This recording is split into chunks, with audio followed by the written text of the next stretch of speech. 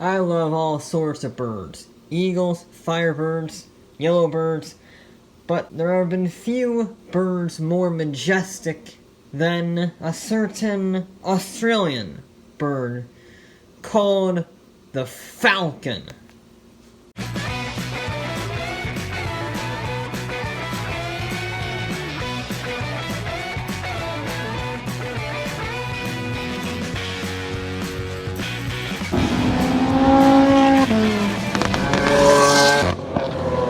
Now you have to remember, the Falcon started out here in the US because the big three saw that smaller cars were becoming more and more popular. So Ford designed a 6-seater compact sedan called the Falcon. It wasn't fast, had a 90 horsepower inline 6, but it was cheap and it could get 30 mpg, and families loved it because you don't get a 6-seater compact sedan very much, especially in 1960. By the time 1963 came along, they threw a V8 in it, making 160 horsepower, and it makes sense. It shared the same frame as the Mustang, which would be used next year in 1964. It got even more sporty and more sporty as the 60s progressed, even competing in the SCCA Trans Am series. But by 1970, the Falcon name was transferred to the Fairlane, and it was discontinued shortly after. But it did go out with a bang, with an optional 429 Cobra Jet V8. But on the other side of the world, it was a bit of a different story. Now, this is gonna get confusing. There's the first generation, second generation, etc., etc. But each of those generations has their own sub-generations given by their own code. So something like, for instance, HK, LM, whatever. That's really confusing, and I didn't write them all down, and I don't want to have to talk about each sub-generation every few years, so we're just going to generalize it in the first, second, etc., okay? Alright, cool. The first generation launched in 1960 as basically just a right-hand drive version of the North American Falcon, with tougher suspension and larger tires. Although they probably should have toughened up the gearbox more so than the suspension, because it was atrocious in the automotive hell that is the Australian Outback. Which meant that Holden gained quite a bit of market share. But as the first generation went on, they introduced wagon variants, more sedan options, new 3-speed gearboxes and disc brakes, which meant that by the end of production 6 years later, over 250,000 of these generations were sold. That's pretty darn good. And when the second gen came out, styling was once again based off the US Falcon, because it was still in production at this time, but critically had a new option called the panel van. Frickin' sick, reminds me of the Sandman van. It's a great vehicle. But even more sick was the GT trim.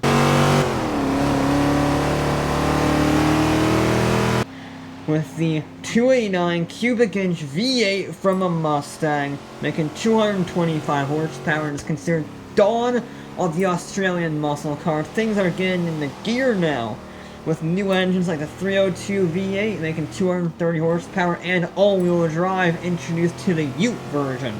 Yeah, that's right, they had a Ute version. It's freaking sick, we'll get to that later. Another thing that was introduced in 1972 was a performance version, but it wasn't all-wheel drive because that's for weaklings and it adds weight. This monster was designed for touring car domination. Ford actually took lessons from America's Boss 302 program to make the GT HO Phase 3. It featured a 351 Cleveland V8 making 380 horsepower, 0 to 60, 6.4 seconds, a top speed of 142 miles an hour, making it the fastest four-door in the world. It secured the Australian Touring Car Championship title in 1972, and this was just the start of Ford touring car domination. They had some success with the Cortina and the Mustang earlier, but it was the Falcon, first and foremost, that helped them secure 26 championships and 350 race victories. That is a lot of race victories over the next few decades. It's a phenomenal machine, and it all started here with the Phase 3 GTHO. That is quite an important marker. The 3rd gen Falcon came out in 1972 with new Coke bottle bodies and larger interiors to make, more space and more comfort. The performance versions were also kept largely the same, except now they had Australian-produced engines, no more shipping them across the earth. They were developed and built here in Down Under. They were also developing a new GTHO called the Phase 4, once again developed for touring car racing. Had a 5.8-liter V8 making over 400 horsepower. And it never got outside the concept stage because of the supercar scare. The what?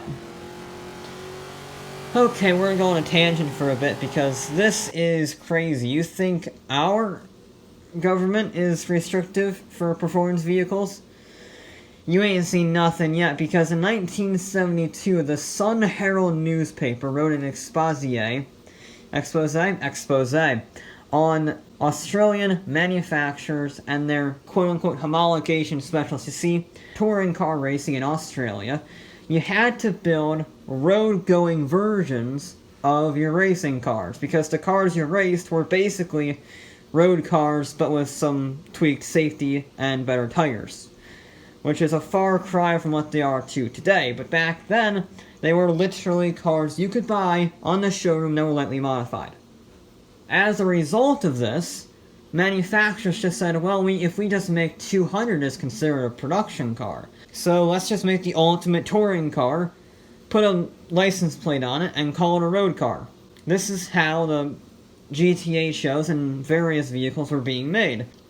A report that I'm not going to name out of professional courtesy reported that each manufacturer, that being Chrysler's Australian division, GM's Holland, and Ford, were set to debut new production road cars that could hit 160 miles an hour. This shocked the transport ministry, and they saw these bullets on wheels as a danger to society, and they proposed banning the registration of popular make high-performance cars capable of speeds in excess of 130 miles an hour. That is an actual law Australia proposed and sent up. And I'll be honest, the manufacturers were not making good cases for themselves. The way that Ford tested the GTHO Phase 3 and found out the 142 mile an hour top speed is because they tested the top speed of the Falcon on public roads and hit over 140 miles an hour on it, which is, to be fair, not as bad as Holden, who decided to test their new Toronto prototype by, cannonballing it, basically. They said, I want you to drive from Melbourne to Bathurst as fast as humanly possible with this prototype to see if there's any issues with it. They actually did that as testing for their new performance car. Which means that they set an all-time record standing to this day of 4 hours and 33 minutes to drive from Melbourne to Bathurst.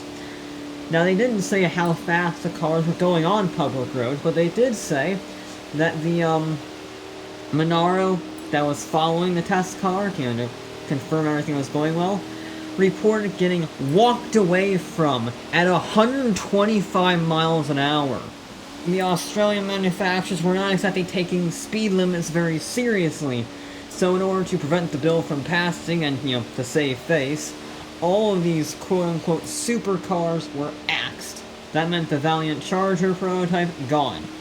The Toronto A9X delayed for almost a decade. The Falcon Phase 4 axed. Although in hindsight, the supercar scare in 1972 did allow performance cars to continue to be sold in Australia, and eventually people forgot about that supercar scare, which is good because that allowed Ford to make the Falcon Cobra. You see, Ford won the Bathurst 1000 in 1977 with a 1-2 finish. And just so happened that the 3rd gen Falcon was being discontinued in 1978. So as a send-off to the 3rd Gen Falcon, and to celebrate their Bathurst 1000 victory, Ford built 400 limited-run Falcon 2-door coupes. Half of them were given 5.8-liter Cleveland V8s, while the rest of them were given 5.0 V8s. Not a bad engine selection, but all of them were given 4-wheel disc brakes, limited slip differentials, dual exhaust front and rear spoilers that actually worked, and critically, racing stripes. These things look good. They're some of the best looking muscle cars I've seen from this era, which isn't saying very much, but still, it's a phenomenal car. Unfortunately, the same cannot be said about the 4th Gen, because in 1979 they decided to scale down the Falcon range, which means no more 2-door hardtop and no more V8. Whoever decided to do that deserves to be fired. Their most powerful version was a 4-liter inline-6 making 200 horsepower. It was so bad they even made a badge-engineered version of it with Nissan. It was not very good, if I'm honest. And the 5th Gen was sort of trying to make up for it. They spent $700 million on a redesign, and well, sure, it looked a bit like a Scorpio. The suspension was still carried over, so it wasn't great handling. It was a bit scary because of the live rear axle. But thankfully, the GT trim came back in 1991 with a 5-liter Windsor V8, making 270 horsepower. So, it wasn't a total loss to 5th Gen. The 6th Gen, though, brought the Falcon back as a return to form. A full overhaul was in order. Independent rear suspension for the first time. Chassis was trimmed by 18% and it lost almost 100 pounds from the curb weight. And FPV, aka Ford Performance Vehicles, made the GTP version with a 5.4-liter modular V8 making 390 horsepower and 380 foot-pounds of torque. This is getting back to where we're supposed to be, Falcon. We're getting back to the glory days. And the 7th Gen was getting even better, because the turbocharged XR6 models made almost 370 horsepower and 400 foot-pounds of torque. It also introduced new engine tweaks to increase power while increasing MPG, changing including liquid injection, lighter pistons, lighter rings, and a higher compression ratio, and an optional 4-cylinder EcoBoost capable of 30 mpg. This is actually a proper car now. It got a 5-star ANCAP safety rating. It's a good daily driver as well as a performance car. But if you wanted a performance car, oh boy do we have you covered with the FPV GTF 351, baby. It was a handling package with bigger tires, bigger brakes, front and rear wings, launch control, and sweet decals from the factory. Official figures say the supercharged Coyote V8 makes 477 horsepower, but engineers who worked on the project say they could easily get 530 horsepower and reported a monstrous 740 horsepower at the flywheel, although that 740 is just a report. Even better though, it came as a ute. It came as a glorious ute. So we had a 500 horsepower rear wheel drive ute called the Pursuit, It's frickin' awesome. But if you're wondering why it's called the GTF, because that means final. In 2014, Ford shut down all Ford Performance Vehicle operations, including the Falcon, and just 2 years later, the Falcon range and all of Ford Australia ceased production and was replaced by the Mustang. It was Ford's longest running 4-door sedan, being in production for almost 50 years.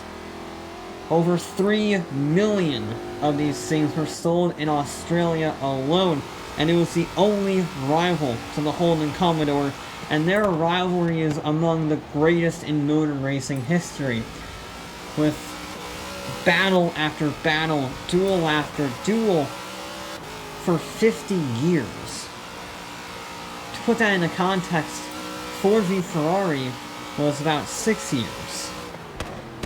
Senna versus Prost, that was 9 years.